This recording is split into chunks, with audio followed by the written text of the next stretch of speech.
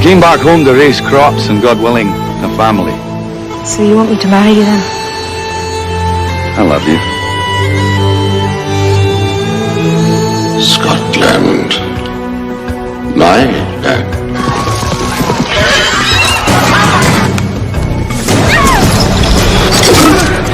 Sons of Scotland! I am William Wallace. He's quite a heroic character. He's completely uncompromising, which is why he's such an extraordinary character, and why there's a 300-foot monument still standing in Scotland.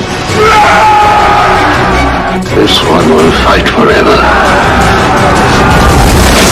It's a wonderful story, and I hope that people understand how important it was to this man to fight for what he believed in. You tell your king that William Wallace will not be ruled. Peace is made in such ways. Slaves are made in such ways. It's an epic film. It really is life and death and darkness and the light. Action! And the picture of his scope to actually be in front of the camera and behind the camera. It's ambitious. I must admit I burned a few brain cells on it. This is going to be a picnic. The driving force behind this is his passion for the project, and it comes right from the feet up. And I think this film has compassion, and I think that comes from Mel's heart. Really. They may take our lives, but they'll never take our freedom!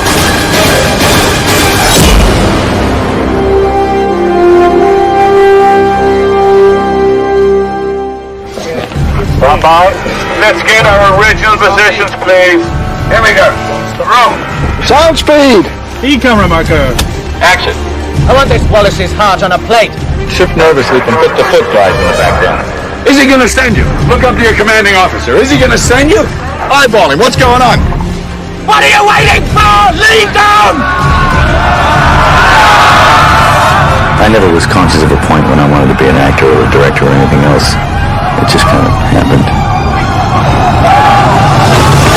I'm a real film nut.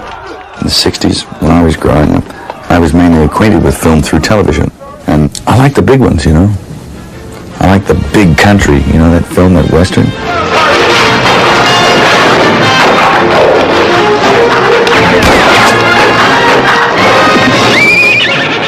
I like Double Indemnity with Fred MacMurray and Barbara Stanwyck. Romantic films, you know. We did it so we could be together, but instead of that, it's pulling us apart, isn't it, Walter? What are you talking about? And you don't really care whether we see each other or not. Shut up, baby. But at the same time, I like Spartacus, you know, the huge epic films.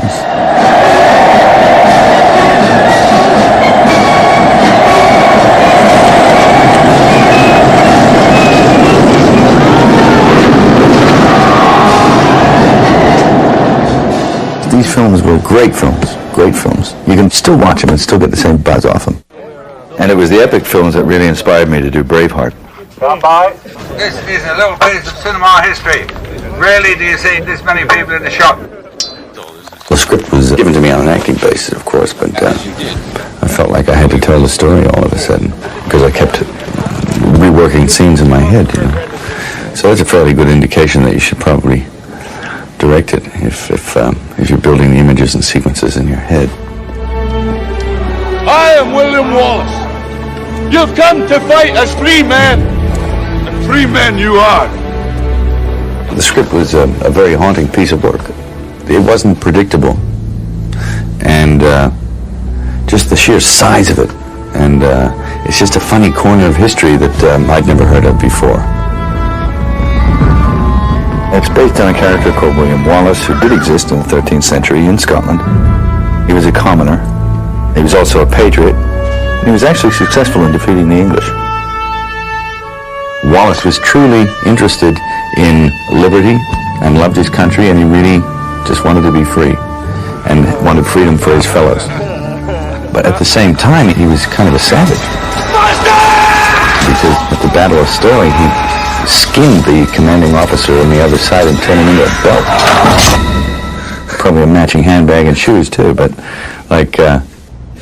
so this is the dichotomy of the man. If we join, we can win. If we win, well, then we'll have what none of us have ever had before. A country of our own.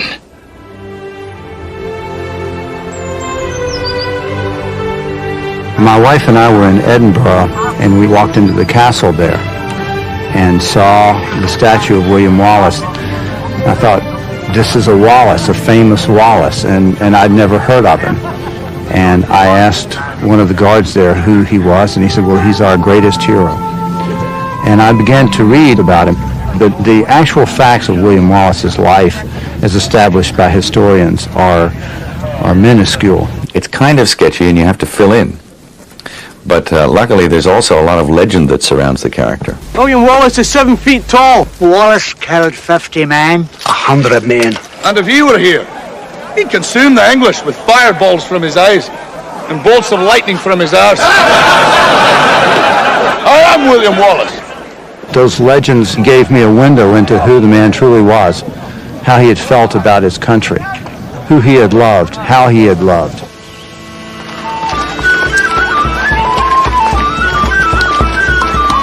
I'm playing Maren, who is the woman who William Wallace falls in love with. And it starts in the marketplace where they notice each other again, and I think it's a love at first sight thing. And there's a link there from an early age.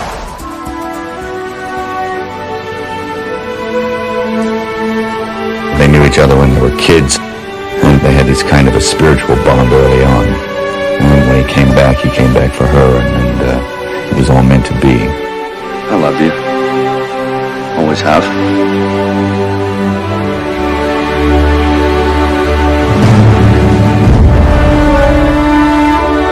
She represented his desire to live in peace. He didn't want to go and fight and kill and suffer.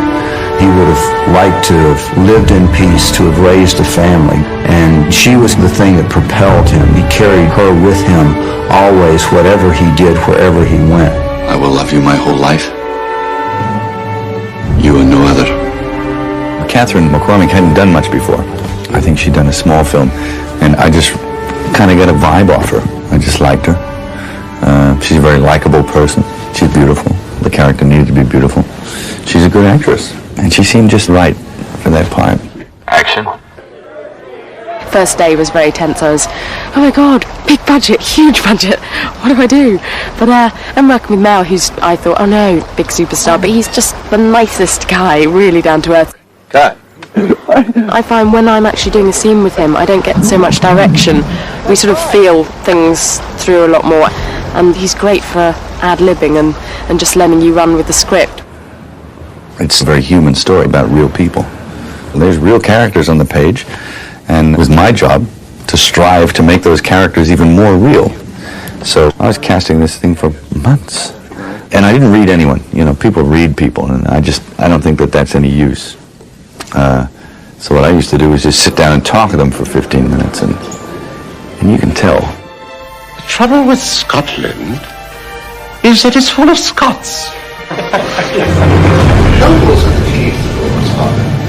Patrick McGowan is a very intelligent actor who I admired as a kid. And I used to watch Danger Man and The Prisoner and all these things on television, which he conceived these things.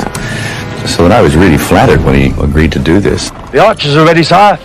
Not the archers. Arrows cost money. Use up the Irish. The dead cost nothing. Patrick plays Longshanks, which is the nickname for King Edward I. He was one of England's most ruthless leaders, and he was not very fond of William Wallace. Bring me Wallace. Alive if possible. Dead. Just as good. Longshanks spent most of his reign procuring Scotland and getting that within his realm so that he had control of that. And he did subdue Scotland, so he should make you feel like a subject, you know, which Patrick has the capacity to do that. His performance as Longshanks is very sinister. Wallace has already killed the magistrate and taken control of the town. Action.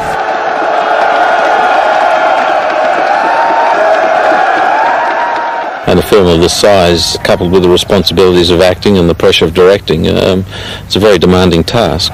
So obviously puts a lot more pressure on Mel. Oh, it's an absolute passion for him. He has his own point of view, and a very strong point of view. What's wrong with having a couple of poles sliding this way, just through the shot, you know? It's totally absorbing, so that you live, eat, breathe, sleep this story and the telling of it. The cavalry's behind you. Start running everywhere. Entourage, take off. It's like being dropped in the middle of an ocean, and you just look around and there's nothing but water around, but you figure, well, there's got to be land. I think I'll go that way, and it's just one stroke at a time.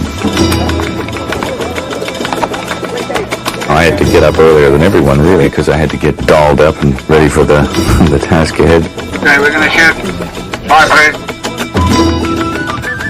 What I was doing was just hopping in front of the camera, doing it as best I could, popping off, looking at it. If it wasn't a total disgrace, I might do another one for safety and get the hell off. Oh, man, that's a good camera. Yeah, okay. Because I was so focused on the storytelling and all other aspects of the whole thing, it brought a lot of relaxation to it because I simply didn't have the energy left to be tense with.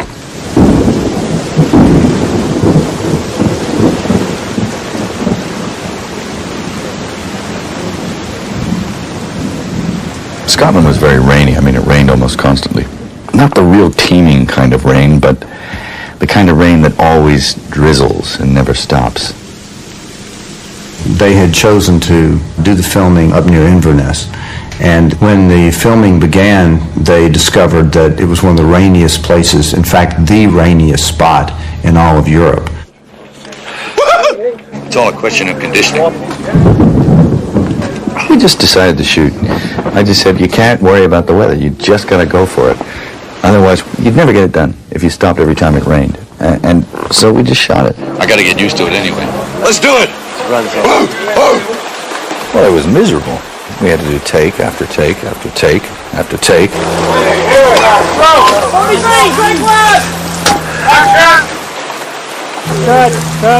Hold it!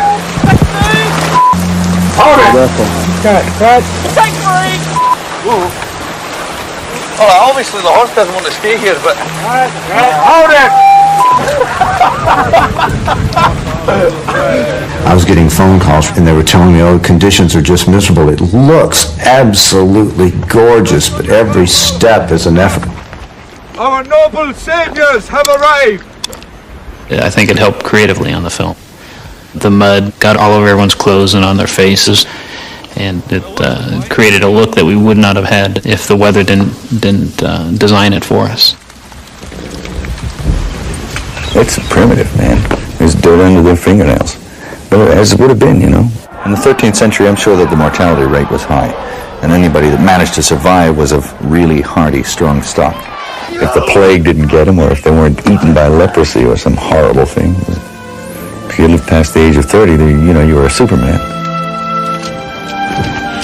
I shall offer a truce and tie him off. Oh, my son. I am the Princess of Wales. She meets him because the king organized a meeting to make a compromise for peace. They come from two different worlds. She's a princess, he's a poor Scottish man. But somewhere she realized that they are very similar, and she feels with him not lonely anymore.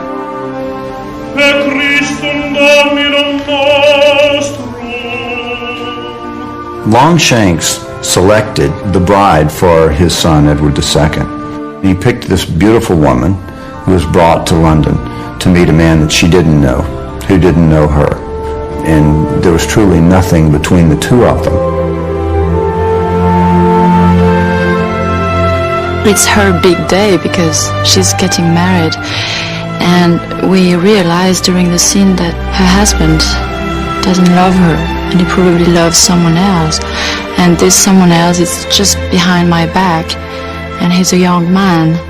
So it doesn't matter if it's a man or a woman. The fact is that she's not loved. I found that relationship fascinating, and Mel captured it in absolute beauty with looks. You never know, you were doing great, but I think it's the last one you look up here.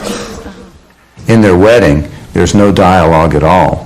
It's shot with just looks, but he absolutely captured the separation of these two people and the tragedy of two people brought together and expected to love each other when there was nothing between them.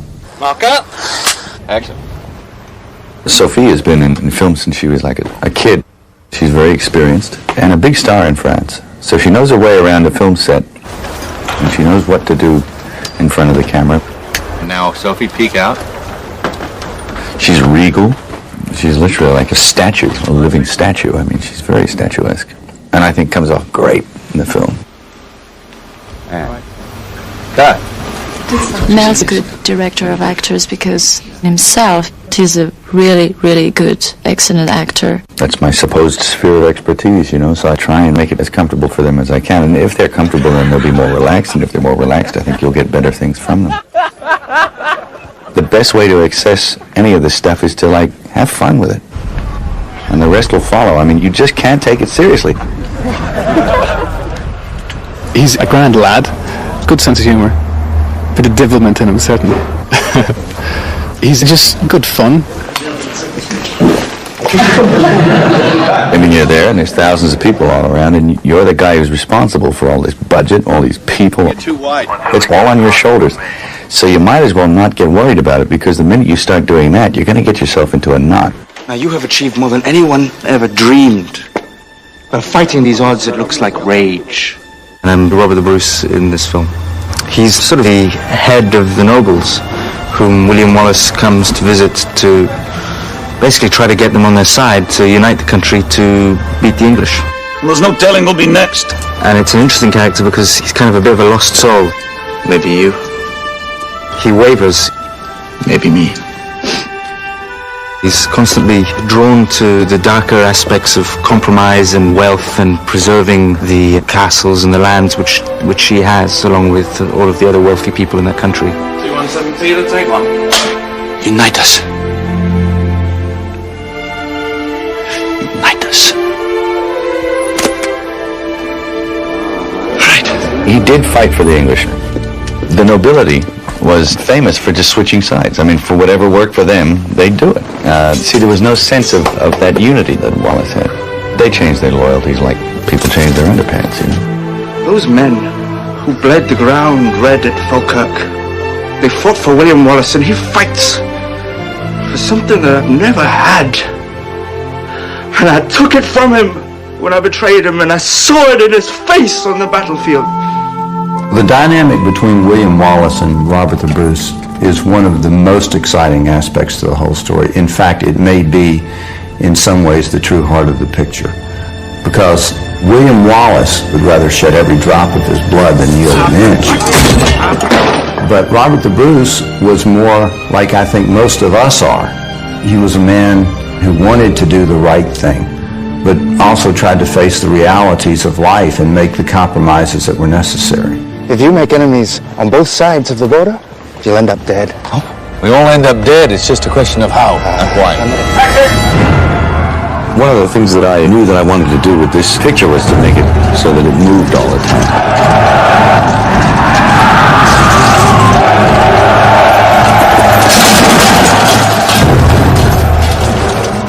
I watched all the battle films I could lay my hands on to see the kind of territory that's been covered before, and then tried to go further with it and really get the feeling of what it must be like to be in the middle of a 13th century battle. Get the smell of it. Your friends are being hacked to pieces. They're getting war picks slammed into their helmets, and brains are falling out. My God. You have to execute it like a battle. So a large number of people sat around the table, and we actually planned these battles out, did storyboards and the whole 9 yards, because we knew that once we got in there, we were going to have to rely a lot on pre-planning. So be absolutely still and just looking straight ahead at what you got to do and what might be coming at you.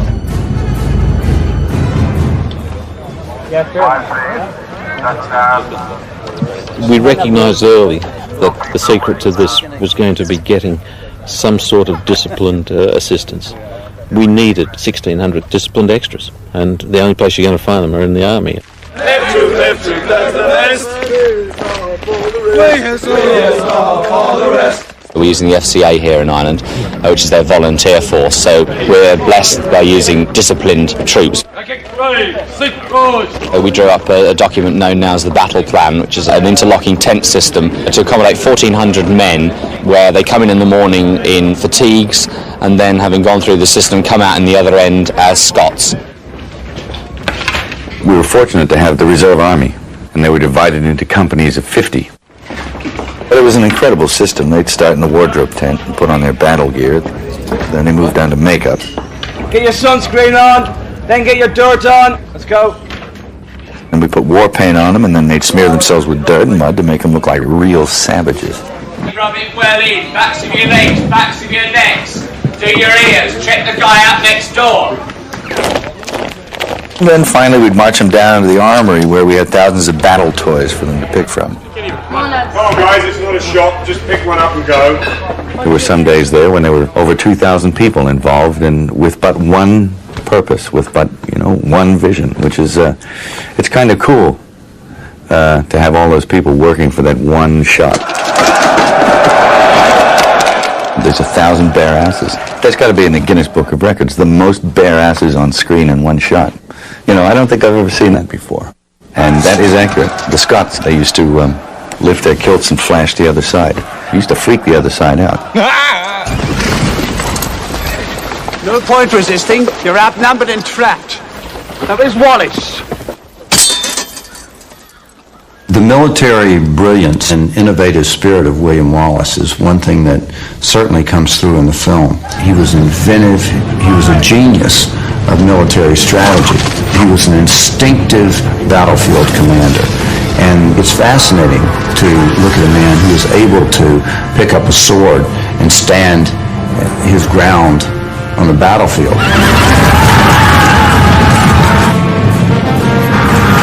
Our cavalry will ride them down like grass.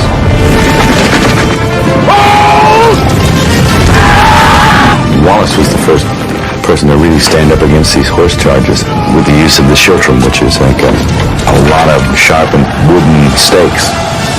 They could group into a small thing and have a porcupine skin so nobody could gain access. Because they didn't have bullets, They had to get in there and stick you with something. We have some more sticks in here, some more schiltrons. Schiltrons. It's just looking a little light. The violence of battle has got to be recreated. And to do that without hurting anybody, that's the trick, and that's what we're about right now. We're trying to recreate a stunt which we're not allowed to do anymore, but what it does, it somersaults the horse and throws the person off. There are certain things that you shouldn't and can't do with animals anymore. So I got together with Mick Rogers and said, let's make mechanical horses. We don't want to hurt any real horses. Make ones that look real and do hideous things to them. Get that horse on, we will. Okay. They're basically foam, but they have a metal structure inside, so they weigh about 250 pounds apiece. But we'll have to go through like a test period where we have to make sure the horse is working right, because this is not something you just don't want to do it over and over again. You want to do it one time and walk away.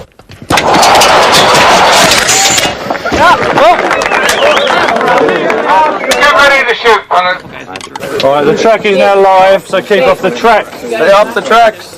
This shot here, it's expensive. These horses cost $100,000, and the track costs about $40,000, and the time involved, 30 stunt guys. We're trying to put 9 horses, 3 of them mechanical, crashed at one time. Here we go.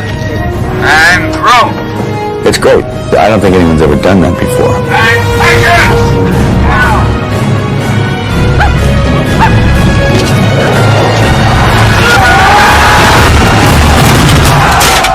If you can spot them, you can have $10, That's only you I'm talking to.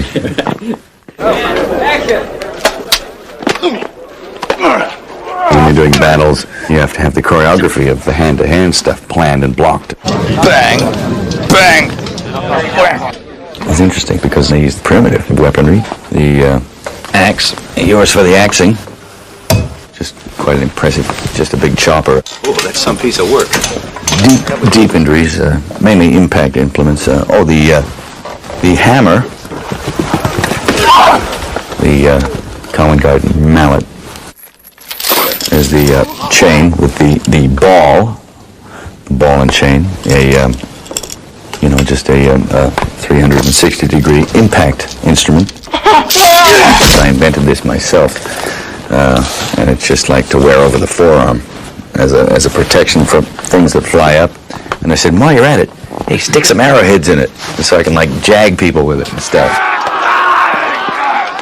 That's where my imagination's at.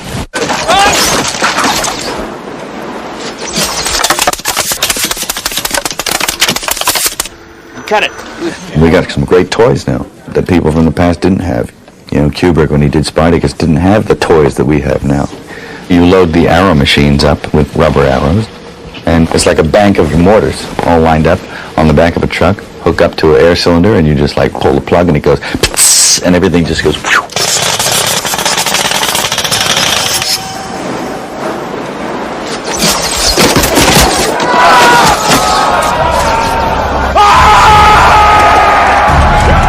Wallace was a man of the people and had a real vision for what the country could be, and his men loved him. They follow him into hell. Are you ready for a war? Stand by, ready, and action!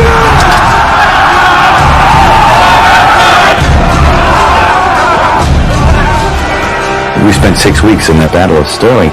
There's something like 8 cameras. You get out there and then throw those cameras around and, go for it.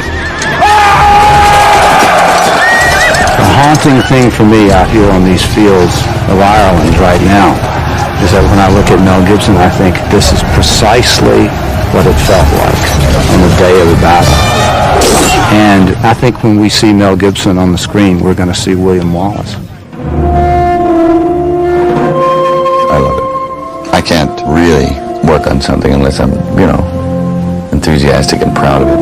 And it's very satisfying to be able to tell a story and tell it the way you want to tell it. And it's kind of nice to know that you could create this thing. The good news is that all that hard labor paid off. I think that Mel's made a terrific film. I mean, it's a wonderful story, and I can't believe that no one's written a story about this man before, because he's just such a passionate person. I think it's important that people know about this man. I hope that they can't talk at the end of it. I hope that they're so moved and so, inspired by it. That's all. That they've watched this great story and that they've found something in themselves.